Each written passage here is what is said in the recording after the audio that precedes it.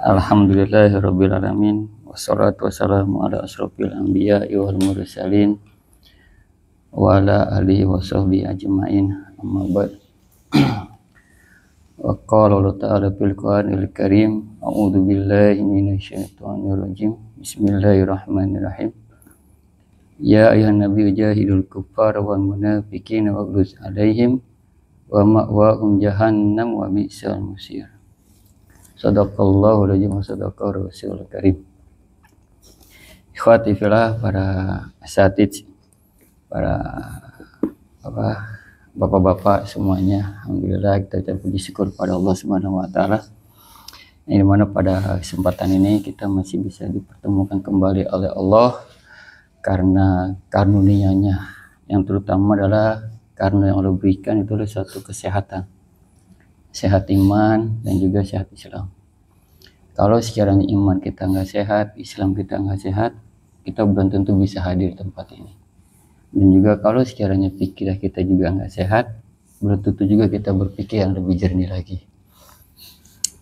Dan juga kita selalu senantiasa bersyukur kepada Allah atas nikmat yang Allah berikan kepada kita. Nikmat yang paling utama adalah ketika kita mendapatkan rezeki, ketika kita mendapatkan makanan yang besok bisa kita makan. Karena banyak orang itu di luar sana yang besok itu belum tentu ada makanan. Sekarang aja belum tentu ada makanan, apalagi besok. Ya, dan kita bersyukur kalau sekiranya kita di rumah tuh masih ada stok makanan buat besok.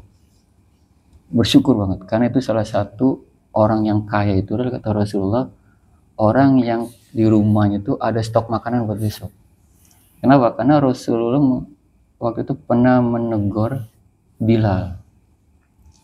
Bilal itu menggenggam kurma. Kata Rasulullah, apa yang kau pegang ya Bilal? Kurma ya Rasulullah, sedekahkan. Karena kata Rasulullah, kata Bilal, ini buat besok. Kata Rasulullah, emang yakin kamu akan nyampe besok? Ya. Langsung pada itu juga disegahkan kurmanya. Emang kamu yakin bakal nyampe besok? Emang kamu yakin kalau besok itu Allah nggak kasih rezeki? Emang kamu yakin kalau besok itu kita nggak bisa ngapa-ngapain? Emang kamu yakin kalau besok itu kita nggak sakit? Ya kan? Ada yang hari ini sehat, dapat ya kan, ketemu sehat, tiba-tiba besok sakit, dirawat di rumah sakit dan sebagainya. Ikhwati fillah, mari kita sama-sama ucapkan salawat dan salam kepada baginda besar, yaitu Nabi Muhammad Rasulullah Sallallahu Alaihi Wasallam beserta para keluarganya, para sahabatnya, dan juga para pengikut yang istiqomah di jalannya hingga mil akhir nanti. Kenapa kita bersalawat kepada Rasulullah SAW? Sebagai bentuk penghormatan kita. Allah bersalawat, malaikat bersalawat, dan kita diperintahkan oleh Allah untuk bersalawat. Inna Allah wa malaikatu yusholluna ala nabi ya ayyuhalladzina amanu. Ya kan? Nah, sholawatnya kita itu sebagai bentuk penghormatan. Allah sebagai bentuk kasih sayang. Ya kan? Dan kenapa kita sebagai bentuk penghormatan? Karena kalau kita baca sirah nabawiyah, waktu Rasulullah sakaratul maut, yang diingat itu apa? Ummati, ummati, ummati. Umatnya. Rasulullah tidak mengingatkan bagaimana Fatimah, bagaimana Hasan, bagaimana Husain, bagaimana Ali, bagaimana dengan kepemimpinan khalifah saya, bagaimana dengan negara Madinah. Enggak, yang dia diingetin ummati, ummati, ummati. Lalu ketika sangkakala yang kedua ditiupkan, ya kan, itu kan proses penghidupan kedua. Setelah hidup di bumi, dihancurkan oleh Allah dalam kiamat, ya kan, ida sama fatorat itu kan. Lalu malaikat meniupkan sangkakala yang kedua. Yang manusia yang pertama kali hidup itu adalah Nabi Muhammad Rasulullah Sallallahu Alaihi Wasallam. Beliau bertanya kepada Jibril, ya Jibril, di mana ini aku, katanya. Ini penghidupan kedua masuk ke dalam alam akhirat. Kata Rasulullah, di mana umatku? Yang ditanya lagi adalah, yang dicari umatnya, bukannya di mana Fatimah, di mana Hasan. Enggak, bukan itu yang dicari. Di mana umatku, katanya. Di mana umatku, di mana umatku. Maka kita bersalawat kepada Rasulullah, berharap agar nanti di akhirat itu, seperti hadis Mas bilang, kita berada di belakang Rasulullah di padang mahsyar.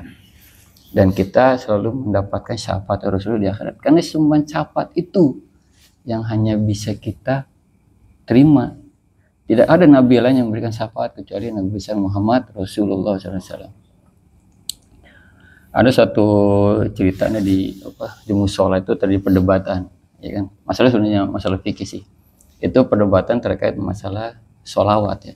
Ada Allahumma sholli ala sayyidina wa habibina wa syafi'ina wa maulana Muhammad.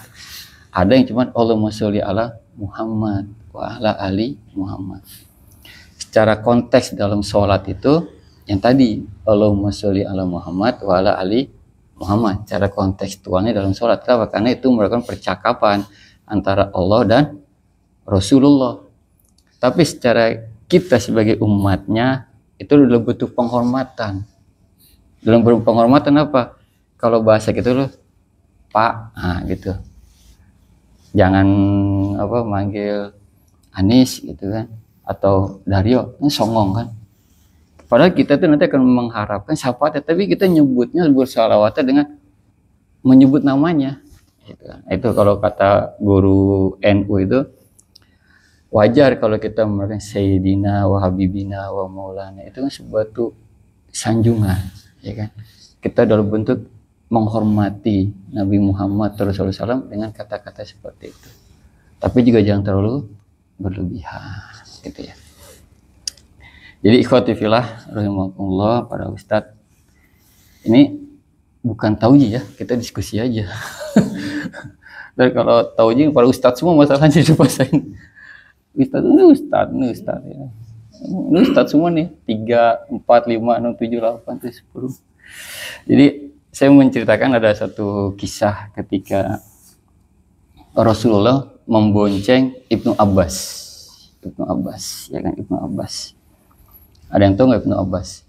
Ibnu Abbas itu seorang anak kecil, kalau tidak salah beliau dari seorang penggembala yang diajak oleh Rasulullah, didakwai oleh Rasulullah, lalu dia masuk Islam. Dia budak anak kecil, ya kan? Namanya Ibnu Abbas. Jadi ketika Ibnu Abbas itu diajak oleh Rasulullah untuk dibonceng di belakangnya, jadi ini salah satu bentuk dakwah juga. Jadi kita nggak usah sungkan kalau ketemu tetangga di jalan, lagi jalan kaki gitu, kita berhenti, Pak sekalian lewat gitu. Jadi nggak usah sungkan. Kalau perlu kalau sunnahnya itu kalau kita bawa kendaraan, kita kan berhenti dulu, ucapin salam, ajak, Pak mau kemana? Bareng yuk gitu. Kalau ini kan enggak, Pak mau kemana? Oh saya mau ke Cibinong, ayo bareng Pak. Ya udah, tinggal hitung argonya Pak. Ya, jadi kalau secara muslim sama muslim kan itu adabnya kan, kita salam, kalau dia lagi jalan kita ini kan tawarkan tumpangan. Dan begitu ya Rasulullah dengan Ibnu Abbas, tawarkan tumpangan, ikutlah Ibnu Abbas dari Rasulullah SAW. Lalu kata Rasulullah, faqala ya gulam, ya kalau ya gulam itu artinya wahai anak, ya kan? Atau kalau bahasa lagunya Iwan Fals adalah nak, gitu ya. Ada itu lagunya Iwan Fals enggak? Yang judulnya nak. Hah? Oh nggak ada ya? Waduh, antum main. Nggak tahu nih bener nih. Patir tahu nggak? Nggak. Ini dulu sekolahnya kemana aja ya? Hah? Ada nggak yang tahu? Hah? Oh ini bener-bener anak masjid semua ini, bener ya. Jadi wajar kalau saya bilang ini ustadz semua. Itu lagunya Iwan Fals itu nyebut anaknya tuh ada lagunya judulnya nak. Bukan. Duduk sini nak. gitu kan. Duduk dekat ayah, jangan kau ganggu ibumu. Nggak ada yang tahu lagunya ya? Waduh, berarti saya nakal ya dulu ya. Bisa dengerin lagu. Ini Ustadz semua ini beneran nih. Waduh, berat ini saya nih. Itu lagu tahun 80-an, kalau nggak salah 80 ke atas itu. Itu Iwan Fals yang nyanyi. Untung bisa cari deh. Tapi sekedar buat itu aja ya, referensi apa yang Anda bilang itu benar atau enggak gitu. Jadi Rasulullah manggilnya, ya gulam, wahai anak kecil. Kalau bahasa itu wahai anak kecil. Jadi ketika dipanggil wahai anak kecil, dia udah merasa bahwa dirinya tuh seorang anak. Ya kan? Beda ketika Rasulullah manggil wahai Abu Bakar, langsung namanya. Beda Rasulullah ketika manggil wahai Bilal. Beda. Kenapa? Karena seusia, ya kan? Dan Rasulullah juga membedakan di setiap sahabat. Kalau Rasulullah sama Umar itu biasa begini, ya kan? Ngobrol begini, tepok apa tuh biasa. Kenapa? Karena emang Umar gayanya itu bukan gaya orang yang halus. Tapi kalau sama Utsman, Rasulullah tuh menjaga etika. Ketika terlihat dengkulnya lagi di satu peperangan dan dalam satu bak itu kakinya direndam karena saking panas, ya kan? Itu Rasulullah terlihat dengkulnya. Ketika Utsman datang, Rasulullah tutup. Padahal itu ada Umar, ada Abu Bakar. Utsman datang, Rasulullah tutup. Kenapa? Karena Utsman kalau udah ngeliat kayak gitu, dia merasa bahwa ini suatu yang nggak etis kalau menurut Utsman. Tapi kalau menurut adab Arab waktu itu hal yang biasa. Gitu. Jadi satu membedakan kalau istilah di India itu adalah kastanya gitu kan. Bukan berarti ada kasta di dalam Islam, enggak, tapi untuk menjaga etika. Utsman jangan sampai Utsman tuh malu melihat itu. Karena Utsman tuh kelihatan betis aja dia malu. Selalu menjaga auratnya. Jadi gitu. Jadi ketika Rasulullah memanggil ya gulam inni u'allimuka kalimah. Wahai anak, aku hendak mengajarimu beberapa kalimat. Kata Allah langsung artinya aja ya. Kata Rasulullah, wahai anak, kalimat itu adalah jagalah Allah, pasti dia menjagamu. Jagalah Allah, dia senantiasa bersamamu. Jika kamu memohon sesuatu, mohonlah kepada Allah. Jika meminta pertolongan, maka tolonglah kepadanya. Jadi nasihat itu luar biasa ya. Masih kecil diajarkan tentang tauhid. Masih kecil tentang akidah. Masih kecil tuh nggak boleh diajarkan, ya anak nanti kamu kalau sudah gede jagalah ilmu matematika kamu. Nggak ada. Ya, nanti kalau udah SMA 2 IPA-nya tolong dijaga nilainya, tuh nggak ada. Kita seolah-olah tuh kayak orang ketakutan gitu ya. Ketakutan anak itu tuh nggak bisa hidup senang, nggak bisa hidup makmur, sehingga tuh yang kita jaga itu nilai-nilainya. Kalau Rasul mengajarkan Ibnu Abbas itu adalah akidahnya. Ada satu cerita waktu itu, saya cerita sih di DPD itu ada perlombaan memanah ya buat anak-anak usia SMP gitu kan. Kalau saya dulu pernah ada di lapangan tuh. Nah, itu ada ibu-ibu itu luar biasa itu dia menanamkan akidahnya kita yang mana itu. Kamu konsentrasi, yakin Allah akan menolong kamu. Itu saya dengar tuh bahasanya itu. Ibu itu saya dengar karena saya pas di belakangnya itu. Yakin nak, pasti Allah akan menolong kamu. Konsentrasinya itu konsentrasi Allah akan menolong. Itu udah tertanam tuh di bawah sadarnya tuh. Apa di bawah sadarnya? Allah yang akan menolong. Tertanam terus, Allah akan menolong. Gitu. Sama kayak anak-anak Palestina itu yang kecil-kecil itu diajarkan sama orang tuanya, nggak usah khawatir, Allah nanti akan menolong kamu. Ya kan? Mau diomong itu tetap aja bilang, iya Allah akan menolong saya. Allah akan menolong saya, bukannya Prabowo lagi. Bukannya presiden yang menolong, tapi Allah yang akan menolong saya. Itu akidah tuh. Udah mulai ditanamkan akidah. Sama kalau kita misalnya ngajarin anak kita, misalnya kayak saya nih ngajarin anak saya, nggak bisa-bisa nih, yakin Allah akan menolong kamu. Yakin.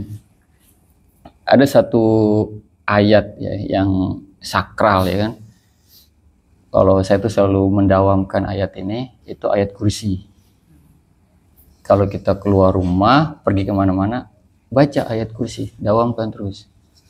Itu kan menanamkan dalam diri kita, Allah itu akan bersama kita. Dan Allah akan menjaga kita. Dan Allah nanti akan menolong kita ketika kita terjadi apa-apa. Ini saya cerita sedikit ya. Saya tuh minggu lalu ke India, ke Gujarat. Ada tugas kantor. Sebenarnya saya nggak mau ke India. Kenapa? Saya makannya pusing kalau di India. Ya, ke daerah Gujarat, itu daerah provinsi. Namanya tuh kalau kita kabupatennya Bogor, itu kabupatennya Ahmedabad. Saya ke sana. Dari berangkat itu di Bandara Soekarno udah masalah visa saya tuh. Ya kan? Udah masalah visa saya. Saya duduk, buka laptop. Saya cuman istighfar, sholawat, ayat kursi. Jadi dalam hati saya bilang, ya Allah mudahkan dan lancarkan. Langsung keluar tuh nama saya di visanya tuh, di webnya India itu keluar. Oh keluar. Teman saya nggak keluar nih, nggak bisa dia. Udah pakai laptop gua aja. Udah, saya istighfar, sholawat, ayat kursi udah. Ya Allah mudahkanlah teman saya nih. Langsung keluar, langsung muncul. Tinggal ngeprintnya nih. Wah ngeprint di mana nih ya? Nggak ada tukang fotokopi, mana ada bandar tukang fotokopi kan? Saya juga baru kali itu tuh ke bandar internasional.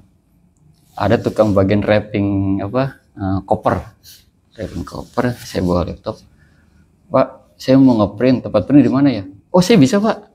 Yakin? Bisa, ya udah.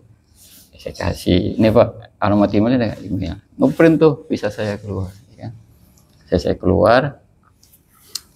Terus di transit di Bangkok, pas nyampe di India, wah ini banyak orang bermasalah nih di imigrasinya. Apalagi nama saya kan Hartoyo kan. Hartoyo kan banyak masuk DPO koruptor masalahnya. Orang dicekal ke luar negeri kan. Nggak tahu kalau Patri waktu ke Jerman. Udah Pak. Kalau saya di India gitu Pak. Udah visa saya bermasalah ya kan. Karena nama Hartoyo itu banyak yang dicekal ke luar negeri, termasuk koruptor kata nama itu. Tapi bilang mukanya hitam nih, nggak putih, nggak bermasalah berarti. Oh sampai di sana dikira saya orang Pakistan, gitu, iya kan? Kalau teman saya putih, dikira orang Cina. Saya bilang enggak, saya bukan orang Pakistan, saya Indonesia. Saya kasih paspor, saya kasih surat tugas, saya kasih surat undangannya, semuanya saya kasih. Oh iya, kamu pertama kali ini ke India? Ya saya baru pertama kali ke India. Oh ya udah, saya masuk. Nah teman saya ini nggak masuk nih. Dikira orang Cina dia. Cina sama India kan nggak begitu hubungan diplomatiknya lagi nggak begitu bagus kan, gara-gara pesawat tadi jatuh sama pesawat Cina kan. Nah itu lagi nggak bagus. Lama dia saya nungguin. Saya bilang gini, baca istighfar, sholawat, ayat kursi. Saya bilang ya Allah teman saya dimudahkan. Langsung nggak lama, lu udah keluar? Udah lama banget nanyanya dia, dikira gua orang Cina. Udah itu keluar bandara masalah lagi, supir taksi India kan. Ini kita nunggu dijemput jam di sana itu saya nyampe 1:30 malam, nunggu dijemput dari vendor mesin. Nggak datang nih, udah mana capek, datang tuh si orang India, dia nawarin taksi. Kam apaan ini? Ternyata dia nawarin taksi. Nanya berapa rupiah? 1.200 rupiah. 1.200 rupiah waktu itu 1 rupiah itu 200 perak. 240.000. Ini mah sama aja dari sini ke Bekasi dong jauhnya. Padahal di map itu cuma 30 menit. Ya. Terus ibu nawar deh kitanya. Nawar 500. Dikasih kan. Wah, hati saya nggak serak nih. Masih dikasih 500 rupiah. Saya nanya, kamu supirnya? Iya, saya supirnya. Mana kunci mobilnya? Yang dikeluarin itu kunci bajai. kunci. Wah, ini bukan kunci mobil. Iya, taksi tuk-tuk kata dia. Tuk-tuk, 3 roda. Iya, 3 roda. Tiga roda, enggak. Tiga roda enggak. Ada datang supir taksi lagi nawarin 1.000 rupiah, mobilnya udah ada di situ. Udah Pak Dek, jalan aja dah, jalan. Ya. Nyampe hotel masalah lagi, di visanya apa udah. Itu buat ceritanya. Jadi yang saya dawamkan itu, kalau emak saya sih waktu saya sekolah itu dikasih wejangan tuh jangan lupa untuk amalin ayat kursi kalau kemana-mana. Istighfar sama sholawat itu sebagai pembuka, ya kan? Sebagai pembuka. Pembuka apa? Pembukanya aras, pembukanya pintu Allah. Ibaratnya kalau ketok-ketok itu kita assalamualaikum, kalau itu ketok-ketok itu, nah itu istighfar sama sholawat. Ayat kursi itu sebagai bentuk pengagungannya Allah tuh kita. Nah, udah itu sih tuh daun itu aja. Selama 3 hari itu saya nggak lepas dari itu yang saya wiridin, ya kan. Saya tuh nggak tahu daerah situ, nggak kenal sama supir taksinya. Ada supir taksi muslim namanya Taufik Khan, Fatan Taufik Khan namanya. Saya ingat tuh karena cuman dia doang tuh yang satu orang Islam, cuma dia doang. Fatan Taufik Khan, dia ngajak kita jalan-jalan ke area yang komunitasnya muslim, dan luar biasa, masjidnya nggak ada yang bagus, ya kan, masjid tua semua dan nggak kerawat, masjid tua semua nggak kerawat. Yang kalau muslimahnya kelihatan selalu bercadar, muslimahnya selalu bercadar, kelihatan selalu bercadar. Kalau yang Hindunya dia pakai lengan pendek tapi kerudungan. Jadi kalau kita di sini ada orang yang lengan pendek ke kerudungan, itu nggak jodoh, biasanya Hindu tuh. Ya kalau di sini nggak tahu ya, kalau di India tuh Hindu, dia kerudungan, pakai kerudung itu loh, taplak meja gitu, terus lengan pendek. Itu kalau kata si Taufik kan itu Hindu. Oh gitu ya, itu saya diajarin sama dia tuh muter-muter sampai ke perusahaannya dituju. Lumayan saya 4 hari di sana, balik tanya dia. Jadi itu ketika kita kemanapun jangan lupa istighfar, sholawat, ayat kursi. Itu pengalaman saya ke negeri yang saya nggak tahu sama sekali, dan saya juga nggak dijemput, berangkat sendiri, ibarat tuh kayak orang tuh backpackeran lah. Ya, nah itu, dan banyak kendala-kendala, saya itu aja deh. Termasuk saya pulangnya juga di Bandara Ahmadabad itu, sama supir taksinya tuh ditaruh di Terminal 1. Dan Terminal 1 itu domestik. Sedangkan Terminal 3-nya internasionalnya masih jauh lagi, Pak. Kita harus naik bis lagi tuh di sana. Beda kalau Soekarno kan cuma beda tingkat doang ya, domestik sama internasional kan. Kalau ini masih jauh lagi. Wah, di situ tuh stres tuh. Udah jam berapa ya? Jam 10. Pesawatnya 12:30 kan. Kita belum check-in, belum boarding pas. Udah duduk dulu, istighfar, sholawat, ayat kursi, itu aja terus itu. Akhirnya ketemu tentara India, ngasih tahu gini. Itu nanti di situ ada shuttle bis free katanya. Kata dia free. Tentara India apa? Laras panjang. Ternyata di bandar tuh banyak tentara dia pakai laras panjang semua, termasuk ada panser. Tapi pansernya bukan yang kemarin ngelindas ojol, bukan. Pansernya banyak tuh di bandara itu. Pakai senapan laras panjang semua. Dia ngasih tahu, nggak ngerokok apa? Ngerokok nggak? Oh Indonesia ya? Iya Indonesia gitu. Jadi kalau nggak ngerokok tuh Indonesia tuh. Dikasih tahu. Jadi kalau orang di sini ngerokok bukan orang Indonesia tuh. Dikasih tahu tuh. Oh di sana nanti ada free shuttle bus. Tunggu di situ aja. Biasanya setiap setengah jam ada.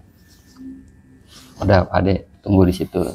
Isi istighfar, sholawat, ayat kursi aja. Tiba datang tuh mobilnya bisa. Orang-orang pada bayar pakai apa tuh, keris ya, bayar supirnya. Saya naiknya dari belakang. Ada pada bayar ya? Nggak tahu kan free, gratis. Mungkin free bisa kali, tapi dalamnya mau bayar kali. Udah kita nggak usah bayar, diem aja. Ya kadang nggak tahu kita diem aja di belakang, di jok belakang. Nyampe Terminal 3. Nah di sini drama lagi ada. Ada aja dramanya tuh. Sampai ke bandara Soekarno-Hatta kita pulang, itu dramanya ada lagi. Saya dicekal di bea cukai. Iya. Bukan dicekal sih, dimasukin ke area, digeledah tuh tas-tas saya kan. Kata si orang bea cukai, tas bapak ini ada patung katanya. Patung. Iya. Bapak bawa bingkisan, saya dikasih bingkisan sama perusahaan yang di sana, dan ini belum saya buka, saya nggak tahu isinya apa. Hasil scan-nya dia itu isinya patung, gitu. Coba Pak, dibuka tasnya dibuka, bingkisannya dibuka juga, nih dibuka. Ternyata bener patung Mahatma Gandhi. Patung Mahatma Gandhi. Masih ada tuh di kantor, saya taruh di atas meja. Kalau ada yang mau tinggal ambil. Iya, patung di rumah taruh di kolong meja kan kesian dia, ya kan? Saya taruh di atas meja. Mahatma Gandhi, artinya orang India itu menghargai jasa para pendiri negaranya. Mahatma Gandhi itu termasuk yang dihormati, dan juga termasuk dari kalangan ini kan, kalangan Hindu. Jadi seperti kayak didewakan lah. Nah akhirnya udah lumayan tuh, ada 2 jam 3 jam ditanya-tanya. Yang saya khawatirin nanti diduitin nih. Udah kita sepakat teman-teman, kalau sekarang ini diduitin, ya udah coba ambil aja deh. Ternyata enggak, saya banyak tuh ngomong sama teman-teman, biasanya ada aja Pak iseng. Oh gitu ya. Alhamdulillah lancar. Jadi gitu ya, ikuti lah. Jadi panjang kemana-mana, kita diskusi aja ya. Ada yang mau disampaikan, monggo sambil jalan. Lalu kata Rasulullah SAW kepada Ibnu Abbas, ya gulam, ketahuilah seandainya semua umat manusia bersatu untuk memberikan suatu kebaikan kepadamu, nih, semua umat manusia bersatu memberikan kebaikan kepada kita, ya kan? Mereka tidak akan mampu kecuali yang sudah ditetapkan oleh Allah untukmu. Ini bicara apa nih? Apa? Takdir. Bicara takdir ya. Rukun iman yang keberapa tuh Pak takdir Pak? Keenam ya? Iya. Jadi Rasulullah mengajarkan tentang apa? Akidah ke anak tadi, ke Ibnu Abbas, bahwa apabila semua manusia juga memberikan kemudaratan kepada kita, kalau Allah nggak tetapkan kemudaratan itu nggak akan terjadi. Begitupun juga sebaliknya, kalau semua manusia memberikan kebaikan kepada kita, tapi kalau Allah nggak tetapkan itu juga nggak akan terjadi. Ya, jadi apa? Jadi sudah ada takdir Allah tuh di kita. Besok kita mau ngapain sudah ada takdir Allah, ya kan? Allah udah tetapkan untuk besok. Jangan tuh besok, untuk ntar malam juga Allah udah tetapkan. Allah udah tetapkan semuanya. Ya kan? Jadi kita nggak usah terlalu galau, terlalu risau, ya kan?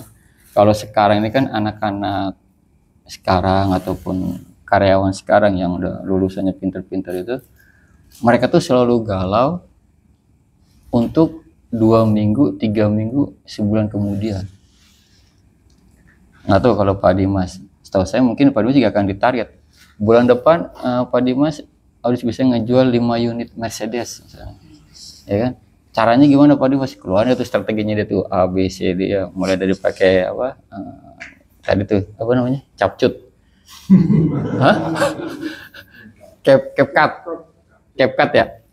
Iya, CapCut itu kan, kalau cap itu kan kepala ya. Iya, cut itu kan potong, ya potong kepala dong. Oke, berarti topinya dipotong ya. Nah, jadi gitu. Dengan strategi itu, padahal dengan strategi itu kan cuman wasilah ya. Wasilah. Cuman tools, cuman alat. Tapi hasilnya kan Allah yang menentukan. Tapi bukan berarti strategi itu, alat itu yang jadi pedoman kita. Jadi patokan kalau ini akan berhasil. Kalau menurut saya kemarin kita di gagalnya kita kemarin tuh, kita udah terlalu banyakkan strategi. Terutama strategi untuk frontlinernya. Garda depan strateginya A, B, C, D, mulai dari DS, mulai dari semua strategi diterapin. Ya kan? Dan yang buat strategi merasa bahwa strateginya itu berhasil. Gitu. Akhirnya timbul apa? Rasa apa? Rasa sombong. Timbul rasa sombong. Oh nih gue paling pinter nih ngambil strategi kayak gini. Oh gue paling pinter nih bisa ngatur alat-alat ini. Oh gue paling pinter nih bisa kayak gini ngatur keuangan. Semuanya merasa paling pintar.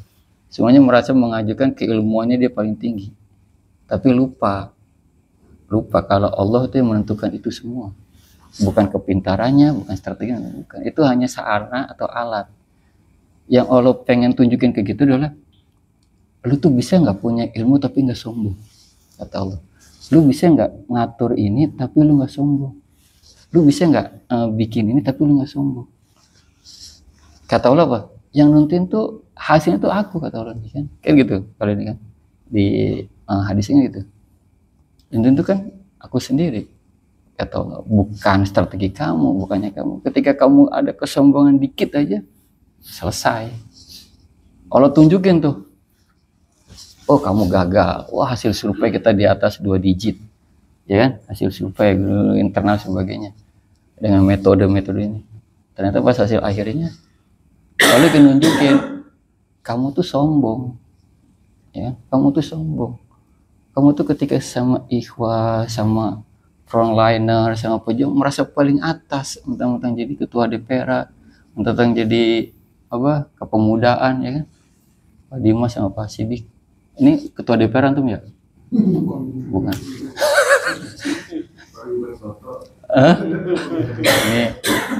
Ini tadi udah pesen katanya. Jangan mabit ya. Besok ada pesanan katanya. Enggak mabit, tenang aja. Antum besok berkah. Itu aja tadi tuh. Istighfar, sholawat, ayat kursi aja. Insya Allah dah.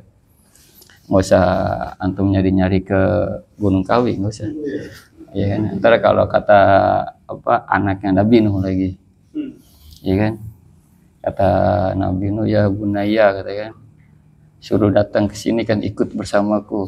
Ya kan? Kata anaknya, dia tidak akan mengikut kola apa Sa'awi katanya itu kan. Dia akan pergi ke satu gunung. Akhirnya sekarang jadi Gunung Kawi itu. Jadi itu ikhwati fillah. Lalu apa yang ditanamkan lagi, bahwa dan seandainya baik yang tadi ya, semua manusia itu akan memberikan keburukan kepadamu, itu tidak akan terjadi kecuali Allah yang menentukan untukmu. Ketika pena telah diangkat dan tinta telah kering. Ini apa nih Mas? Ada yang tahu nggak? Artinya tuh ketika pena diangkat dan tinta telah kering, ilmu itu udah nggak ada. Udah nggak ada lagi orang yang menulis. Kalau bahasa sekarang bukannya menulis tapi mengetik. Ya, udah nggak ada lagi orang yang menulis kitab, udah nggak ada lagi orang yang menulis buku, nggak ada lagi orang yang udah mengarang buku. Sekarang boro-boro mengarang ya. Kita sehari berapa buku yang kita baca? Ada baca buku sehari? Paling nggak tafsir berkasir, ya kan? Ini nih hadis arba'in, 1 hadis sih kita baca sehari, ya kan? Sayyid Hawa itu dia punya tafsir namanya apa? Fi Jalil Quran. Ya kan? Coba kita baca tafsirnya. Ibnu Katsir juga punya tafsir, kita baca.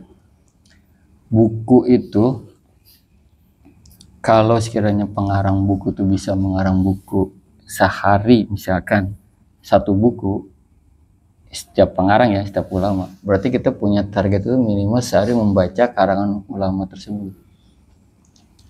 Kalau saya itu lebih senang baca buku ketimbang baca di HP apa di PDF itu. Kenapa? Karena apa ya? Auranya tuh beda. Antum kalau baca buku Sayyid Hawa itu baca bukunya. Itu auranya tuh kan beda tuh, masuk ke hati, ke jiwa tuh, itu ada rasa mentalitas motivasi untuk berani tampil, itu ada tuh, untuk berani untuk merubah, itu ada. Kalau saya tahu, Said Kutub, saya tahu itu ada. Dan kalau antum baca buku-bukunya Imam Hasan al-Banna kayak Risalah Taklim, Risalah Dakwah dan sebagainya, itu tuh akan diajarkan bagaimana seorang muslim yang memiliki kasih sayang, yang memiliki penghormatan, yang memiliki ukhuwah di antara ikhwah semua itu tapi juga memiliki rasa keras ketika berada sama penguasa yang zalim, dan juga memiliki mental baja ketika berada dalam pertempuran. Itu jadi semuanya tuh masuk tuh kalau dalam pengarang buku. Jadi ketika kita baca itu, kita akan merasakan masuk ke dalam. Yang aneh kalau dulu tuh aneh kalau baca bukunya Nismata tuh bisa menggambarkan apa yang ada di pikirannya Nismata tuh. Terus kalau baca buku Api Sejarah itu dia bisa menggambarkan tuh di buku itu seperti apa yang ada di pikiran pengarangnya. Dulu begitu, sebelum ada internet sama YouTube. Kalau sekarang jadi lebih senang dengerin ceramah yang short aja kan, yang singkat aja. Kayak tadi apa sih kegunaannya istighfar, apa kegunaannya tahajud dan sebagainya. Jadi ikhwati fillah rahimakumullah, ada yang mau disampaikan ketika Rasulullah SAW mengajak Ibnu Abbas berkeliling-keliling atau memboncengi Ibnu Abbas itu mengajarkan tentang akidah, mengajarkan tentang tauhid, dan mengajarkan tentang takdir. Jadi kita nggak usah khawatir besok kita mau makan apa, nggak usah khawatir. Oh, udah tetapkan besok itu kamu dapat uang sekian, ya kan? Kita juga nggak tahu tiba-tiba pas lagi jalan hari ini rodanya bocor, tiba-tiba baut olinya hilang, olinya habis, ya Pak Gun. Iya, kita nggak tahu kan? Apa bang kita bisa prediksi? Kan nggak bisa. Tiba-tiba Allah kasih ujian tuh. Wah, Pak Gun nih lagi di jalan nih, Allah kasih ujian. Pak Doni, Allah kasih ujian, kehujanan, banyak apa, motor mogok, dorong jauh, ya kan? Allah kasih ujian tuh. Maksudnya apa sih? Maksudnya biar ketika kita dapat ujian itu, lu tuh harusnya butuh gua gitu loh, kalau bahasa kita ya, bahasa itu gitu. Selama ini kamu tuh nggak pernah istighfar, selama ini kamu tuh nggak pernah baca Quran, selama ini kamu tuh nggak pernah tahajud. Allah kasih tuh ujian, melek mata kita. Iya.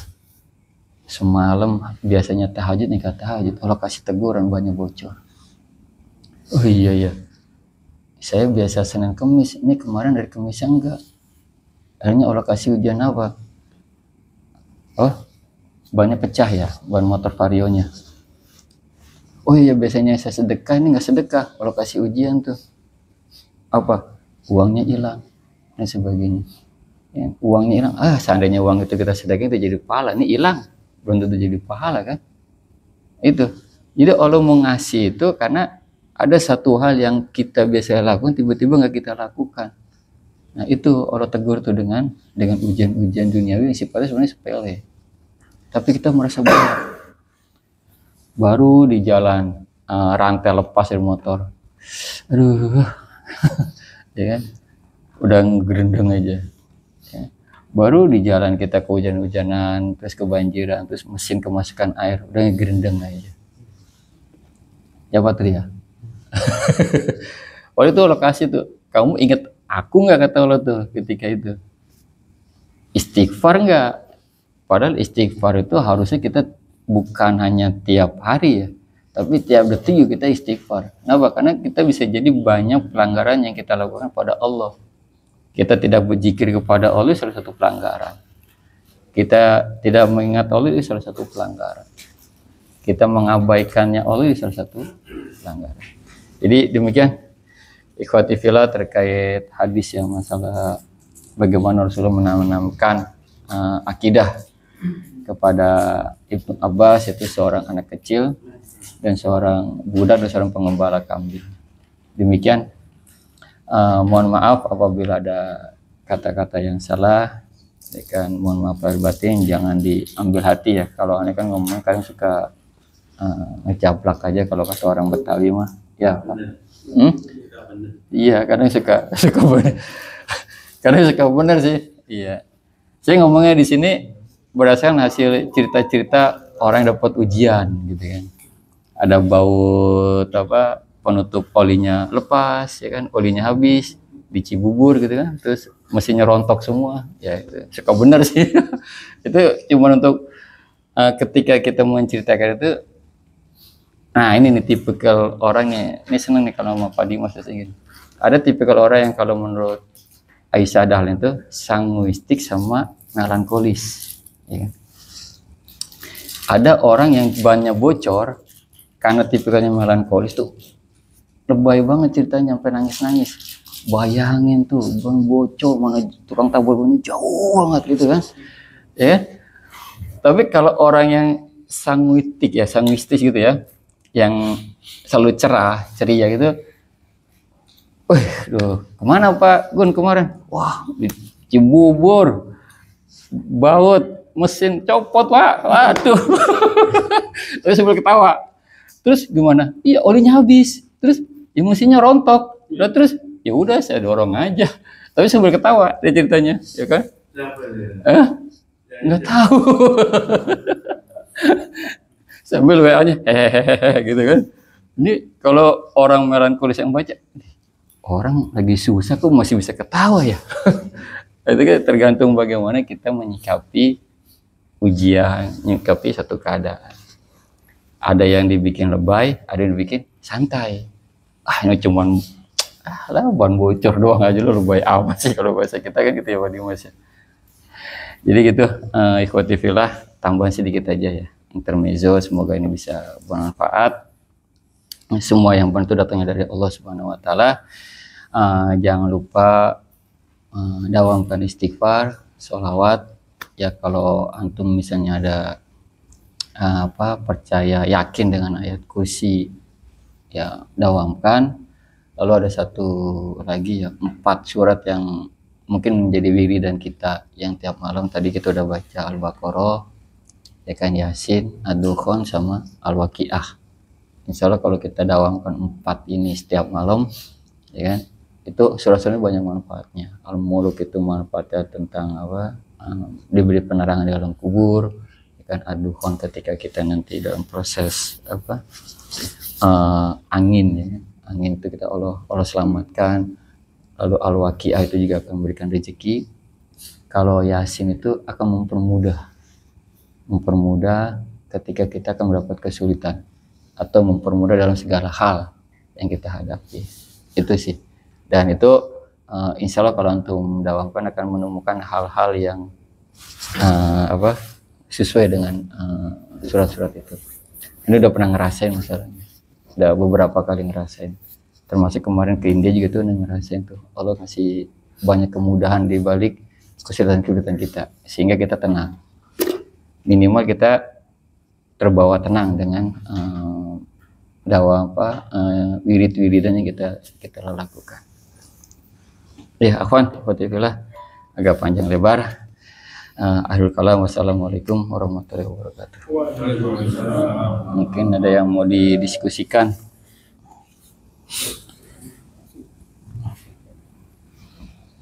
Dibahas ini Pak Jimmy.